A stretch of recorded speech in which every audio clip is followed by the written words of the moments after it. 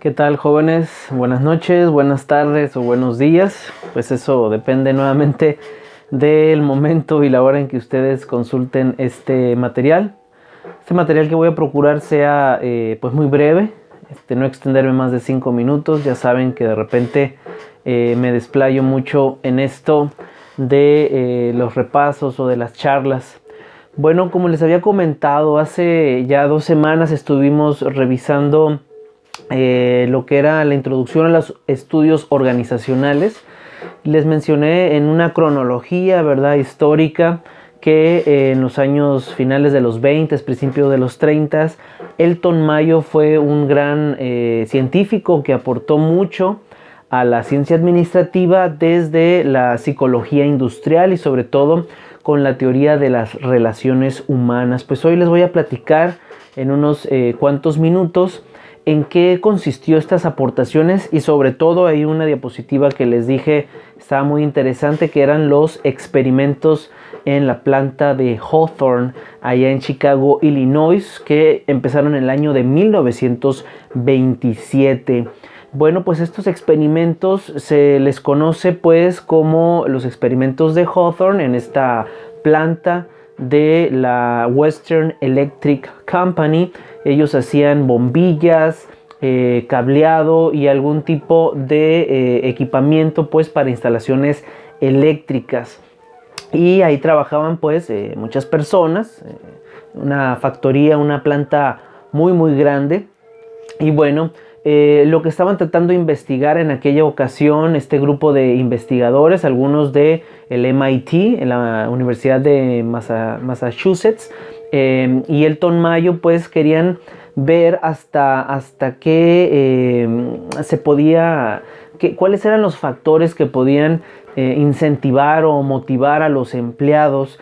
Recuerden que la ciencia administrativa en esta época, ya en los 20, estaba muy desgastada. La teoría clásica de la administración, la teoría de la administración científica, que se basaba solamente en la efectividad, la productividad, solamente veía al empleado pues como una manera de sacar rendimiento, solamente pagarle su sueldo, sus salarios, y hasta ahí era un trato muy seco, muy frío. No existían pues estas relaciones que hoy en día pues conocemos mucho, derivado precisamente en su mayoría por estos experimentos. Pero fíjense que el experimento dio muchas conclusiones, dio muchas conjeturas, porque estos investigadores lo primero que se propusieron era separar a la fábrica en dos grandes grupos, y lo que querían experimentar más que las relaciones humanas era la manera en que afectaba el ambiente, el entorno cercano de los empleados a su rendimiento, su desempeño o la productividad. Y lo que sucedió es que a un grupo se separó de personas que estaban en estas líneas de producción, de ensamblaje. Se separaron y estuvieron afectándoles con distintas intensidades en la iluminación, ¿verdad? La planta con su propia iluminación la estuvieron subiendo, la estuvieron bajando, y se dieron cuenta que el rendimiento y la productividad incrementaban. Sin embargo, lo más, ahora sí que el hallazgo más sorpresivo de todo esto fue que el otro grupo de control, que no recibió ningún tipo de afectación en la iluminación, también incrementaron su rendimiento, ¿no? Entonces aquí las conclusiones eran muy ambiguas. Dice, ¿cómo es posible si un grupo le cambiamos las luces y a otro no le movimos nada? ¿Por qué hubo este incremento en el desempeño? Estuvieron analizando más a detalle y se dieron cuenta que los investigadores estaban ahora sí que incidiendo en el comportamiento colectivo de los empleados ahí en esa fábrica. ¿Qué sucedía?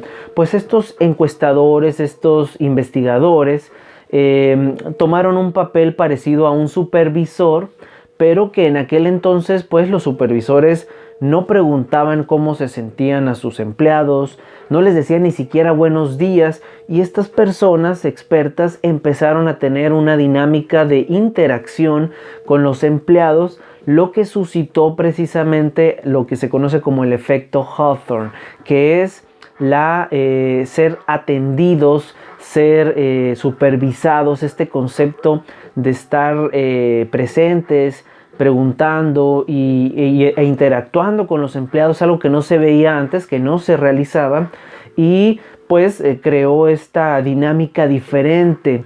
Y ahí fue, yo creo, la principal aportación que tienen estos experimentos, porque los empleados se sintieron tomados en cuenta, se sintieron atendidos, escuchados, y eso de una manera directa o indirecta pues afectó la productividad de una manera que antes no se concebía, porque solamente se tenía en cuenta los aspectos de las jornadas de trabajo y los sueldos. Se creía que nada más era de pagarle a los empleados y ya, no había nada más que hacer por ellos para incrementar la productividad. Sin embargo, con estos experimentos, el liderazgo, la dirección, las relaciones entre las personas, el sentido de pertenecer a un grupo de trabajo, fueron estos factores que, más allá de lo monetario, le daban a los empleados un sentido de pertenencia, de ser escuchados, de ser tomados en cuenta, y de ahí han derivado muchas otras aportaciones y teorías, jóvenes, que hoy pues no nos vamos a extender en ello. Si quieren conocer bien a detalle, hay un resumen muy interesante, un ensayo en una página que les voy a dejar aquí agregada en la descripción de este mismo video de YouTube.